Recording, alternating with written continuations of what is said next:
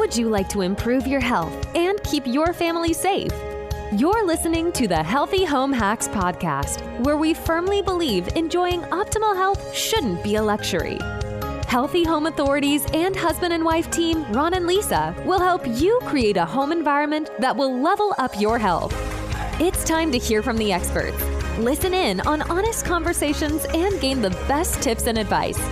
If you're ready to dive in and improve your well-being and increase your energy, you're in the right place. All right, here are your hosts, bowel biologists, authors, media darlings, vicarious vegans, and avocado aficionados, Ron and Lisa Barris. Today, we are going to discuss something that affects everyone listening: oral health. Did you know there are over 6 billion bacteria, including 700 different species, that reside inside our mouth, or what scientists term the human oral microbiome? While some bacteria are helpful, others are harmful, and they lead to all types of oral health issues such as cavities, tooth decay, and gum disease. And oral bacteria is one just element when dealing with our immune system. The types of products and quality materials we put in our mouth and their connection to our overall health are very important. Someone who understands this and our special guest today is a holistic dentist. Holistic dentistry doesn't treat your dental health as separate from your physical health. Instead, it focuses on the impacts your whole health might have on your oral health. In fact, a holistic dentist completes the same dental training as a traditional dentist by earning a DDS or DMD degree. Any dentist must have attended an accredited dental school. Holistic dentists can also be referred to as natural dentistry, biological dentistry, alternative dentistry, or preventative dentistry. So you may have heard some of those terms. And unlike traditional dentists, holistic dentists do not favor the use of fluoride treatments. They're also opposed to using amalgam materials for dental implants. Amalgams contain mercury. We're going to get into that later, so stay tuned. Instead, they use composite fillings, which are tooth colored and don't discolor the tooth, or contain mercury and are made from non-toxic material. Dr. Karen Jahan received her baccalaureate degree in public health with a minor in Spanish from Portland State University. She later attended Oregon Health and Science University, where she obtained her Doctor of Dental Medicine degree. Most recently, she completed vigorous training for the placement of dental implants to better serve her patients. Dr. Jahan is also a certified holistic health and lifestyle coach, helping her clients achieve their healthy mind and their body goals, and ultimately to lead happier lives. She runs Brio Dental in North Portland, which provides holistic general and cosmetic dentistry, serving the whole person from self-care to oral care and beyond. And some fun facts you don't know about our guest today is she's a horseback rider, a violinist, an artist, and a fellow animal lover and bird whisperer, which Ron and I can relate to. And maybe we'll have time to get into that. We call ourselves dove whisperers. So we'll have to ask you about that. But welcome to the show, Dr. Jahan. Welcome. Thank you so much for having me. I'm so excited for this show. We're so excited to have you. This is a topic that is really near and dear to our hearts because we visit holistic dentists ourselves and have for many, many, many years. And the first one I ever went to was, probably 20 years ago. I guess I was a pioneer. You was a baby. I was a baby. Yeah. So this is really important, listeners. You are going to love this show. If you've never heard of holistic dentistry, you're going to learn a ton. And I am just ready to dive right in. Let's do it. So, Dr. Jahan, apart from brushing and flossing, how else can our listeners remineralize their teeth and prevent cavities? For example, do you use fluoride? Yeah, I get asked this question on a daily basis. At Brio, we do offer fluoride, but we also offer alternatives to fluoride for people who are not pro-fluoride, just to show them that, hey, there are other materials, products out there that can do the same thing that fluoride does, which is strengthen and remineralize teeth, but, possibly be less toxic or not toxic. Well, here, when we get asked this question, generally we like to tell our patients, as long as the cavities are small enough and shallow enough, still confined to the enamel layer of your tooth, they very well have the potential to reverse and heal and remineralize. So we talk about a lot of various ways to help remineralize teeth apart from just brushing and flossing, which is great for, topical surface treatment. But in order to remineralize those small cavities, you need to take steps apart from just brushing and flossing. It is more of a holistic route. Things like supplementation, vitamin D3, calcium, magnesium, your fat-soluble vitamins A, D, E, and K, stress management, getting enough water to help neutralize the acidity in your mouth, getting enough sleep so you can manage the stress that you've been probably experiencing throughout the day, etc. A lot of various routes to help remineralize your teeth holistically other than just brushing and flossing. Very important. So you're saying you can actually reverse a cavity if it's small enough and shallow enough and you catch it early? Absolutely. Oh, okay. That's interesting. I'm an avid believer in oil pulling. Ron and I have gone through waves where we'll do it for a couple months and then we stop and then we'll go back. Ron did it. What'd you do, Ron? Oh gosh, it was almost 12 months. It was all during the lockdown. I did it almost every day and it was like 20 minutes. I've not done it in a few months. So this is a reminder for me to start again. But in the beginning, it was a long time. It's tough, but then it becomes like this habit that you just feel like you have to do. Yeah. Are you a proponent of that? Oh, absolutely. Oh, good. We generally recommend coconut oil. However, there are other oils that can very well be used for oil pulling, such as sesame oil.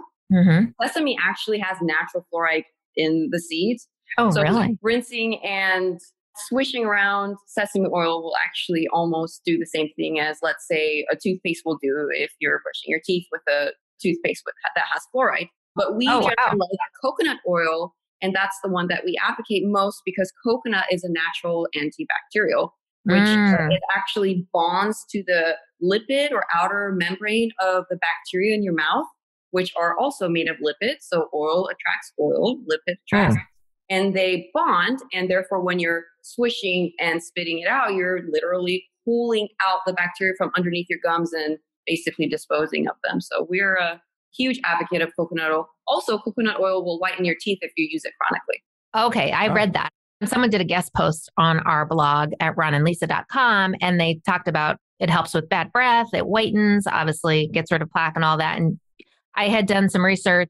It's an ancient method, right, from Ayurvedic medicine. They believe in that. And I was like, is all that true? Does it really do? It's just the wonder oil for your mouth. And I had really incredible results when I was doing it, where one dentist, I had all these 6 cavities. I did the oil pulling religiously, went back and they said I had none. A different dentist. I went to a different dentist. So I'm a believer. But moving on. Oh, and you guys, I'll put some links in the show notes to some products. Obviously, like Dr. Jahan said, you could use just regular coconut oil, but there are companies that make it. Guru Nanda is one, and they do use sesame seed oil. And then there's another one, I can't think of the name, but they come in little packets. So if you're traveling, you could take these little coconut packets.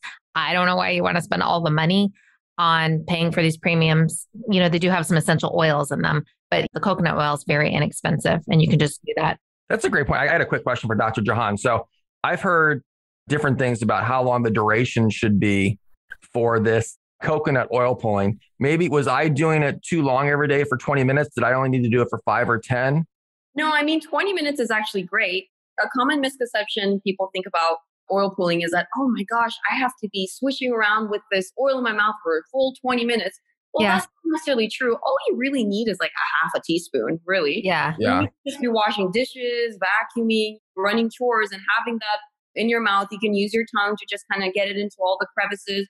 And honestly, 20 minutes will go by super quick.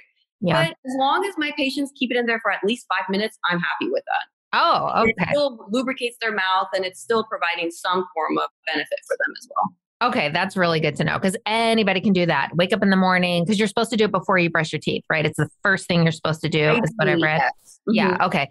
Get that and just swish while you're checking your email. That's what I used to do, kind of get my computer ready and then do that. And then you're not supposed to spit it in the sink, right? You're not supposed to spit because It's very toxic, right? After you've pulled all these toxins out of your mouth and then spit, you don't want to spit it down. And I've seen it harden. I spit it. Sorry, we're getting really personal here. I spit it in the toilet once and didn't flush the toilet and went back and it had hardened. Like, you know how coconut. Oh, that was you? That was you. That was me. Wow. You know how coconut hardens at room temperature? Oh my God. I was like, yeah, that's not going to be good for the pipes. So that was my little wake up call to spit it in a paper cup, as people say, and then put it in the trash can. Okay, we're going down a tangent here. But Dr. Jahan, how does oral and systemic pH balance affect cavity formation? Oh, this is such an important topic that a lot of people don't think about. So just to mention a fun fact here. So a good pH in your mouth is somewhere around 6.8. And actually, you can't physically form cavities if you have an alkaline or basic oral pH. So anything 6.8 and above, there's no way you could even get cavities, no matter how much sugar you're eating. As long as your saliva is 6.8 and above, you can't form cavities. Okay. Wow. Something that creates a lot of acidity in your mouth is actually stress. So we advocate a lot of different ways to manage your stress. So chronic stress will actually yield systemic acidity. And of course, having systemic acidity, that will yield a acidic oral environment, which basically creates a perfect environment for anaerobic bacteria in your mouth, which are the pathogenic bacteria, the ones that actually cause cavities and things like periodontal disease and whatnot, to flourish. So one of the best ways to actually manage cavities or cavity formation and actually have really great healthy gums is to just manage your stress, which will ultimately yield for a neutral oral environment. That is so interesting. I never thought stress would be connected to your mouth and your saliva and all of that. That's really interesting. I mean, let's be honest, stress is such a killer of so many things, right? I mean, it's linked to cancer and heart and all of these issues. So reducing our stress, especially nowadays, I mean, people are under so much stress today in this crazy world that having stress management techniques, guys, is like so important. Go back to some of our podcast episodes, the meditation ones that we've done, because we have links to really great meditations that you can just download for free online and really try to get that space into your day for self-care. It's not all about just go. What did I accomplish today? You really have to take care of yourself. Well, that's a great point. It's funny you mentioned stress. I'm sure when you grind your teeth, that's a form of stress, right? So I personally have had a mouth guard all these years too because of grinding. So I'm wondering if that's the case. Is that just because of stress, you think, Dr. Jahan, or do you suspect that it could be other issues? It's generally exacerbated by stress, yes. So clenching and grinding, it's a common habit that a lot of people have. Most people have no idea they're actually doing it. But generally, when people are going through a more stressful period in their lives, that's when they tend to clench and grind a lot more. So that's really great that you're wearing that night guard. Yeah, except he clenches so much, he's busted through a few. Yeah, I'm better now. He had to get new ones. I'm a little more zen, but every once in a while, zen still cracks the mouth guard. So yeah. Moving forward, Dr. Jahan, so is it true that dental crowding, misalignment, and cavities are a distinctly modern issue? Yes, very much so. Ancient humans never had problems with cavity formations, misalignment, crooked teeth, things like that. They had no teeth. They had no teeth. They had wooden teeth. That's right. Well, I'm talking about ancient humans. Ancient, yeah. Okay. Their arches in their mouths were nice and broad, plenty of room for teeth, even your wisdom teeth, to come out and erupt in proper alignment. But unfortunately, crowding and misalignment is a modern day problem due to the modern diet. Our foods are softer, high sugar content, less fibrous. So our jaw has basically over time shrunken and narrowed, and that's not leaving much room for your teeth to come in the proper alignment anymore. Wow, that's brilliant. Yeah, we've kind of adapted to the very standard American diet, the sad diet, so much processed foods. So Ron and I have had all of our mercury fillings removed many, many, many years ago. Yay. How do you provide research-backed, natural, non-toxic care, especially in regards to metal dental restoration? Do you use, say, dams to capture and enclose those vapors? And what are the processes? So in regards to removing mercury or silver fillings or amalgam fillings, they're called a lot of different things. We actually use a little device called the dry shield. Basically, It is a squishy suction device that sits in your mouth and blocks off your throat. And it's actually providing continuous suction. So therefore, you're actually not ingesting any of the particles that are dispersed when you're removing the silver fillings. And also, which is the most important, you're not inhaling the mercury vapors that are commonly released when you're removing silver fillings. And also, patients find it incredibly comfortable, much more comfortable than the dental dam. Oh, okay. So for people who are like, what are they talking about? I've never heard of this. Getting all of your amalgam fillings, your silver fillings removed and replaced with composite fillings is because the mercury in the amalgam fillings is slowly wearing, right? It's slowly getting absorbed in your body. Is that true? You're actually getting exposure to that over time, over your lifetime? Yes, correct. Especially if they're a little older. Okay. Had these mercury fillings in your mouth for a while. So what happens with the mercury fillings is that over time, they actually corrode around the margins and the margins start opening up. So then they start to leak. That's when the mercury is released the most. And through chewing and clenching, grinding and whatnot, that's when the vapors are released. So if you have mercury fillings that are, I would say maybe 5-7 years and older, or possibly some that weren't just done very well and they're already leaking, I highly recommend getting them replaced.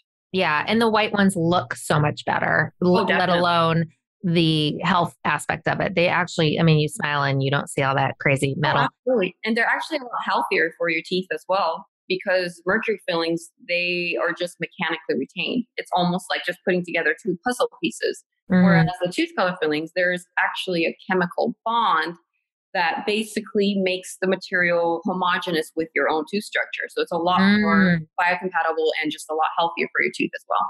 That's great. And I did want to also say this. I know that a regular traditional dentist, if you go to them, let's just say for an example, and say, I want all my mercury fillings removed, they might not take those precautions like a holistic dentist will to make sure that you're not reabsorbing and inhaling those vapors. So do your due diligence and make sure if you're going to get that done. I mean, at the end of the day, find a holistic dentist. And I will put a link to that in the notes where you can find one near you. They're everywhere now, right? They're pretty common if you've never heard of them. Yeah, I think it's a great idea. So if the EPA is going to go out and talk about the dangers of having mercury in the thermostat break and the procedure to clean that up, why wouldn't there be a protocol to protect your own body from inhaling all that? Yeah. CFL, a compact fluorescent light bulb, if it breaks, it's considered hazardous waste in your house. And the EPA has a very long list of how to handle that correctly so that you're not, like Ron said, so you're not getting that exposure. But yeah, we have them in our teeth and it's like, oh, well, you know? It's just so counterintuitive and just doesn't make sense. Yeah. Yeah. That's great to see you're handling that too. What other kinds of technologies do you use at Brio Dental that kind of elevate the patient experience? Yeah. So something that a lot of people notice when they come into Brio is we take a little bit of a minimalistic approach to dentistry. I mean, something that is common in the dental environment in general is just a lot of clutter. You have a lot of lights coming off the ceiling and the x-ray unit that comes out of the wall and computers everywhere and cabinetry. We don't want patients to see any of that, quite frankly. When they walk into the dental room, all they see is this pretty cute orange chair. Okay, nice. And those chairs are expensive, by the way. I know that. They're pricey. Yes, they are, especially if you try to get the good ones, which do. So they see the pretty orange chair and maybe just a few of our hand pieces in the background. But other than that, we don't have any x-ray units in the rooms. We don't have any lights coming off the ceiling. We don't have cabinetry on the side, very little clutter. That in and of itself provides a lot of soothing environment for the patient and reduces their anxiety, not having to see any of that. Oh, yeah, that's actually true. I've had to go to the dentist a couple times this year and had to get a crown fixed, a new crown. And just seeing the medical instruments causes me a little anxiety, the drill and specifically. In fact, the older I get, the more anxious I find myself going to the dentist. And the sound of the drill really stresses me out. It used to not, but it really does. And so you kind of really alluded to how your practice reduces dental anxiety. Is there anything else like calming music or? In my opinion, to create a holistic environment, because our practice isn't just holistic with the way we treat dental conditions, but it is holistic in its own setting as well. When you walk in, you will notice a lot of fun, bright colors. So it's spa-ish in some way, but also it's not spa-ish at all. It's actually a very fun environment. Our music is It's pretty loud and it's bumping. It's like a nightclub. And people seem to really enjoy that. It kind of shocks them when they come in because they expect it. But we play a lot with colors. So we use a lot of orange, and orange is scientifically proven to actually give you a feeling of excitement and joy. We use a lot of colors such as light blues and turquoise, which gives you a feeling of calmness and serenity. Do you feel calm now? I'm wearing light blue. Do you feel better? So, okay. Yeah. Dr. Jahan, I used to be an interior designer and have studied that a lot. And that's why like hospitals, there's so much greens and blues because it is very calming. And you don't see that. And if you go into say a fast food restaurant, it's very like high energy colors, like reds and yellows. So yeah, the colors so much affect our mood. It's amazing. So we call it color therapy. We have aromatherapy, music therapy. Actually, my father, he did all our artwork in the clinic, custom for Brio. So we have art everywhere. And it's a gallery. People, when they come in, they get a tour of the clinic and they get to see all the fun artwork. So that in and of itself is kind of unique. That is great. Yeah, we offer TMJ massages with a CBD and arnica ointment. Wow. Pillows, blankets, earplugs. I mean, you name it. Oh, wow. Okay. So you can put your earbuds in and then just tune out during your procedure. Definitely. Absolutely. Oh, that's nice. Yeah. I like the massage. Powerful. So we talked about the color therapy and some of these procedures, but what are some of the benefits of offering spa treatments and cosmetic options at your dental practice? In regards to the cosmetic treatments, of course, one of my most favorite things to do in dentistry is cosmetic work. I think that's my specialty and that's what I'm passionate about most. So I love doing cosmetic work in your mouth, but I also love doing cosmetic work outside of your mouth, which includes the outside of your smile, which includes your lips and your smile lines and also your face. So I am certified to do Botox and fillers because who knows your face more than your dentist? I mean, we're looking at it all day. So it's true. You were an artist like your dad, but you have a different canvas. I've never heard of that. I've never heard of a dentist that does both. That's very interesting. Yeah, it's like one-stop shop. Now you just need to set up a little retail boutique and then you can just go and get all ready for your night out, right?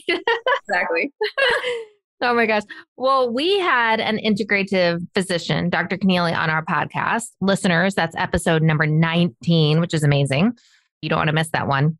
And she believes root canals are linked to cancer because it creates a chronic infection that's very hard to get to due to the many miles of dental tubules. What are your thoughts on root canals? That is such a good question. And I do get asked this question pretty often. I myself, I am a very research-backed provider. Of course, I'm a provider, but I generally cannot recommend something or promote it if it's not backed by science. In my personal opinion, root canal treatments, which falls under the very similar category of, let's say, fluoride and mercury in the silver fillings, there's just not enough research and not enough long-term research to prove their safety. So in my opinion, if let's say a tooth is abscessed and someone might recommend a root canal treatment for this tooth, I look at the tooth holistically again. How much are the tooth structures left? Is this tooth strong enough and healthy enough to maybe outweigh the risk of getting the root canal in the first place? So, it also depends on which tooth it is, a condition of the patient, how much will this affect the patient's, let's say, bite or life if we were to take this tooth out. So it really does require taking into consideration the whole picture. And so in my personal opinion, it is a case-by-case scenario. I think that's the best way I can put it. So you would do a root canal maybe as a last resort? Correct. Exactly. Okay. Possibly. If the tooth is worth it, or if there's enough tooth structure to outweigh the potential risk of doing the root canal. Yeah. Is there any alternative to a root canal if you really needed one? Well, the alternative is to take the tooth out and hopefully the patient has enough finances to get an implant placed instead. Oh, okay. It's literally just remove the tooth. Correct. Yeah, dental implants are expensive. They are pricey. Right. Not to get personal here, not to get graphic either. So many years ago, actually, maybe even 15 plus years ago, I got a root canal. And unfortunately, the person that performed that procedure didn't do such a great job because literally a few weeks later, I had this abscess, this almost an infection on the side of my gum. And unbeknownst to me, it was because of the root canal. Then they tried to do it again and fix it. Then I had to go to a gum specialist. That didn't work. And then finally, they just pulled the tooth out. And when they pulled the tooth out, you can see at the root of the tooth, the little stem of the root canal job was done poorly. It was too long for my tooth and was going into my gum. Right. So yeah, I mean, so much so that it was like, it wasn't like off a little bit, it was off a lot. And it was a reminder just to make sure you take care of your teeth. And this was before I was obviously doing oil pulling and those sort of things. It changed my life from that experience because I wanted to take care of the teeth that I had. I was so passionate about it then. I wish I was earlier, but yeah, I had to go through that process. And you're absolutely right. Getting an implant is so expensive. It's out of pocket. And you got to make sure you go to a good endodontist? Endodontist, yes. Endodontist. Yeah. And so, yeah, it's worth it to just be preventative. Right. I know. Until you have that. And then I think your whole experience was what, $5,000 that you had to pay, Ron, out of pocket? That year I spent $9,000 out of pocket for dental. $9,000. Wow. So maybe I didn't tell you the details. Oh yeah. That was our Hawaii vacation. Hawaii vacation in Ron's mouth. That's right. Ron swallowed our vacation. We didn't go on too many trips that year. We had a little break. Oh my God. Yeah. It's true though. I mean, hey, this goes for health in general too, because I preach this, like I cannot stress this enough. I mean, our whole mission and Ron and I's entire business model is trying to help people stay healthy before they get illness, right? Because it costs a lot more time, energy, and money to reverse illness than it does to prevent it in the first place. Well, this is another example, like taking care of your teeth. And I've been completely guilty of this. Like, I don't need to floss. Oh, my teeth are fine. And, I had naturally straight teeth. I never had braces, but you have one thing happen and then you're like, oh my God, I don't want to turn into one of the, as I get older, having gum issues, you see people with dentures and all these things that are preventable if you are proactive, but you really have to take the time, to do those things, Speaking of, a little side note here, how do you feel about flossing versus water pick? Both, neither, well, obviously one of them. At least. I will say both. Both? Okay. Flossing and using the water flosser or the water pick. Okay. Honestly, nothing can replace floss. The friction that floss creates when you're flossing in the contact areas of your teeth just cannot be replicated by the water pick or the water flosser. Okay. You need that physical, basically swiping of the contact area or the friction that's created to break up the aggregation of the bacteria that forms right in between your teeth. Mm-hmm. The water pick does a pretty good job with removing maybe bulk debris or maybe just some bacteria that reside on the gum line, especially with people with deep gum pockets. Okay. And it kind of just washes away the debris and bacteria in those deep gum pockets. But floss really just does the best job at breaking apart the bacterial aggregation right between your teeth. So in my opinion, do both if you can. If you prefer the water pick, use that on a daily basis and floss maybe 2-3 times a week. Oh, that's a good tip. I love the water pick. I just love it. I have a funny story to share. So this was like years ago. I was eating a salad that had strawberries in it.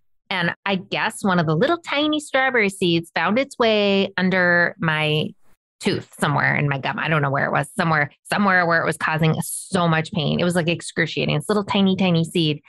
And I didn't know what it was. I thought all of a sudden I was just having this crazy tooth pain and couldn't, I think even you got me those rub things that you can put on to get rid of the pain. Nothing was working. And then it was a Saturday and I called the dentist. She's like, oh my gosh, this sounds like we might need to do a root canal and we'll have to charge you a lot. And you can come in, the weekend to get it done. And I was like, oh my God, I couldn't do anything. This pain was just excruciating. And I'll go to bed that night. And for some reason, in the middle of the night, I wake up and I had this idea, maybe I should try a water pick. We didn't have one. My amazing husband, Ron, goes, I'll go get you one. Yes, there was a CVS pharmacy open. I called. I was online looking. I was so nice about it, wasn't I? Yes, you were. There was a 24-hour CVS. Ron runs and gets the water pick. And oh my God, I did the water pick and boom, out shot the little tiny seed. Fast. And I was like, oh my God, that was a $35 fix. That could have really, they could have gouged me. They could have told me it was something else maybe. But oh my God, if you think you're too small to make a difference in this world, you've never been a strawberry seed. That's right. You know that famous quote, if you think you're too small to make a difference, you've never slept with a mosquito. Yeah, that's my strawberry seed story. So yeah, ever since then, I'm like a huge believer in the water pick. We slept so well after that. That was good. We did sleep so well. All right. Well, Dr. Jahan, how did your demographics play a part in Brio Dental flourishing after opening in 2020? Well, I would have never imagined that my personal demographics would have contributed in any way to our success. But it's actually really refreshing to see and hear that there are a lot of people that are looking for a female dentist, or they're looking for businesses that are female owned, or are looking for businesses that are minority owned. All these little things that I had no idea would make any difference in our success suddenly has become a big deal for our community, which is awesome. That means that people are actually doing research and they are looking to support particular types of businesses. And I guess we just fall into that category naturally. So it's really refreshing and pretty heartwarming to see, actually. Yeah, that's amazing. I think for me too, I like a female because I feel like women tend to be more nurturing, and then it's like your teeth and you get anxious, like we talked about, and you feel like, the woman's touch would be a little gentler maybe. Correct. But that's obviously not completely true. I'm stereotyping. There's obviously incredible male dentists that are gentle too. Sorry, guys. I know your diverse team encourages an environment of inclusivity and welcoming others from all walks of life, which I think is amazing. Can you shed a little light on that? Yes. So one of the main things that I wanted to accomplish with opening Brio was to just have a more diverse team. I worked in 7 different clinics before I opened Brio. And, there was not much diversity in any of the 7 clinics. And it made me feel a little awkward, I guess you could say, or just maybe out of place. Mm-hmm. So when I decided to open Brio, I wanted to change that. And quite frankly, it just naturally happened. And maybe we just draw team members that come from different backgrounds, a lot of different ethnicities, different sexual orientations. And, when patients walk in and they see that, they really do feel like there's a place for them here. It's non-judgmental, it's inclusive, and we acknowledge you from whatever walk of life that you're coming from. So that's something that also plays a little bit of a positive role in our overall success, I think. Oh, that's great. Well, Dr. John, final question here. Can you leave our listeners with some tips of incorporating a holistic approach to explore the impact of lifestyle choices on overall well-being? Yeah, I will give you my top 3 tips, and they're short and sweet, and we pretty much touched on all of them. But my number 1 tip really is to just manage your stress, because that plays such a huge role on your overall oral health. Tip number 2 is supplementation. Take your vitamin D3 along with calcium and your magnesium, and you are giving your body the tools that it needs to help strengthen and remineralize your teeth. And tip number 3, honestly, to drink more water. Staying hydrated plays such a key role in your oral health, because then you're going to have more salivary flow, which is going to wash away the debris and bacteria and neutralize the acidity that ultimately causes the cavities in the first place. Oh, wow. Yeah. What would you say are some foods that we could eat? I mean, it's probably just the ones you would assume, but are there particular foods that would have those particular vitamins that we need to be eating more of? So in regards to what foods you should eat, of course, everybody knows that sugar is the ultimate food for the bacteria in your mouth. But there's one particular type of sugar that people don't really think about as sugar, and that's carbs. So potato chips, crackers, cookies, any kind of What do you mean? pasta. You're being so mean. Yeah, no, it's true. Anything white, right? If you think of like the white foods. Right? Yes, because carbs will ultimately turn into sugar in your mouth. And actually, carbs are sticky. So they will get stuck to your teeth and they don't disintegrate for a very long time. They are slow dissolvers, which is the most detrimental thing to your teeth. So carbs can be tricky. And I always talk to my patients about making sure that they're watching the type of carbs they're eating. And if they do catch themselves having a carb-rich food, to rinse their mouth out after waiting about 20 minutes when they're done eating. Oh, okay. So in regards to foods, avoid sugar and carbohydrate type foods, as you mentioned, right? Because they're sticky and so forth. But what about, do you recommend like avoiding certain nuts because they can crack your teeth? Is that ever an issue, or should we just continue to live a plant nut life? That's what we do. I think nuts are great, so I don't necessarily want to advocate against any particular nuts, but I will say that you got to be a little careful with almonds. Yeah. Almonds are the hardest, and I definitely have had patients that have come in with broken teeth because they have almonds. So something you should try to do before having almonds is maybe soaking your almonds in some water overnight, which actually softens them up, and they're actually more nutritious that way too. Well, that's a great tip. There are a lot of granola too, right? Certain granolas can really be hard on your teeth. Some people have the habit of munching on ice chips. Very dangerous. And the last thing is just popcorn, the kernels. I've actually broken one of my own teeth with popcorn. Kernel. Oh my gosh. You're right. Seeds in fruit in general, like olive pits, I'm sure. Olive pits. Yeah. Ron, every time we eat olives, you're like, watch for the pits. Oh, I am. Yeah, I will. Each individual olive, I'll put on a plate and I will fork it 3 times before going into the salad or whatever. Yeah. So I guess I'm a little paranoid. That might cause stress in my mouth and cause me to grind, but I'm not going to crack my tooth from the pit. From the pit. No, those are great tips. Yeah. And of course, it just goes without saying, right? Eating more veggies. You think fruits are okay? Or are you kind of like, oh, fruits are too much sugar? Oh, no. Fruits are great. Okay. Again, balance is key. Don't overdo anything. If you find yourself having some super sweet fruit, you know what? Wait about 20 minutes so that your saliva has the time that it needs to neutralize the acid, and then rinse your mouth after. Rinse. Okay. Yeah. I'm a big mouthwash person. I think it's great to have on hand. I do that kind of after lunch. I'll do the mouthwash and then like brush in the morning and at night, and then use my mouthwash more in the afternoon. Yeah. I will say that after waiting 20 minutes, if you rinse your mouth with water, I usually recommend swallowing it instead of spitting it out. Oh, wow. Because all the minerals that have leached out of your teeth are now on your saliva, and you want to inject that back into your body so it can recycle it again. So, wow. Okay. Don't do that with your mouthwash, guys, but your wash, if you rinse it better. Don't do that. How do you feel about charcoal-based toothpaste and charcoal-based mouthwash? I will say that charcoal-based toothpaste, I'm not a fan. Charcoal is pretty darn abrasive. Okay. I've heard that. So yes, it does whiten your teeth, but it's whitening your teeth. That's what I've been using. Yeah, be careful, because it actually whitens your teeth by basically abrading away very thin layers of enamel. So yeah, you will end up with a lot of sensitivity if you continue using it. So if that's something you like, maybe use it once or twice a month, but try not to use it on a regular basis. That's a little different than twice a day. Yeah. I need an overhaul. I know. I love it. But the same would hold true for over whitening and bleaching your teeth, right? I mean, that's not good. Is that correct? Because then it makes your teeth very thin and porous if you over bleach? Not necessarily. If you're getting it professionally done with the right kind of bleaching proportions as well, it's perfectly safe. How bleaching works is it opens up the tubules in your enamel and allows the bleaching material to enter slightly to basically lift the stains, but your tubules will close, and it basically is harmless if it's getting done professionally. Oh, okay. So that's okay. Just not the charcoal. The charcoal works differently than the bleach. Charcoal is braiding away your enamel. Oh, okay. Darn. I love my toothpaste brand. I'll just have to, they have different flavors. What about the charcoal mouthwash?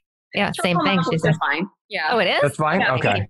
So charcoal toothpaste, you're actually using your toothbrush to basically get the toothpaste all over, and charcoal in and of itself is abrasive. So that's why it could be dangerous, because it could abrade away your enamel. But if it's in mouthwash form, you're actually not rubbing it against your teeth. Oh, you're just swishing. Yeah. Okay. Another one. I thought about this now. The tongue scraper. Do you recommend that? Yes, I do. I love the tongue scraper. I bet. Yeah, I bet you do. I know. We've partnered with the Wondrous Tooth Scraper.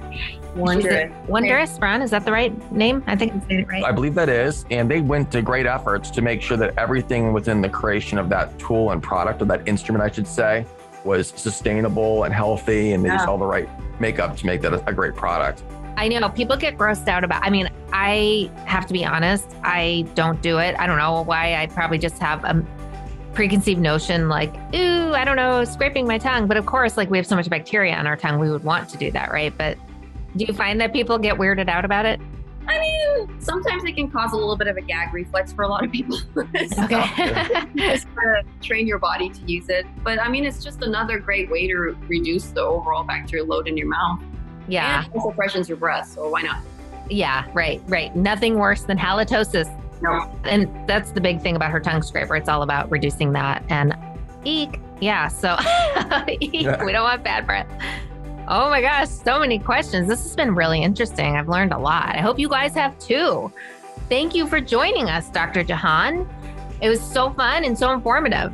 Thank you so much for having me. This was a blast for me. Thank you. Oh, this was great. We got to peek into your office here in the background. Friends, to learn more, head to briosmiles.com. That's BRIO smiles.com. And to find a holistic dentist near you, visit holisticdental.org. And I'll put that in all of the show notes at ronandlisa.com/podcast. And be sure to tune in next episode to up-level your health. Until then, see you, everyone. Thanks for joining us. Bye. Thank you. This episode of the Healthy Home Hacks podcast has ended, but be sure to subscribe for more healthy living strategies and tactics to help you create the healthy home you've always dreamed of. And don't forget to rate and review so we can continue to bring you the best content. See you on the next episode.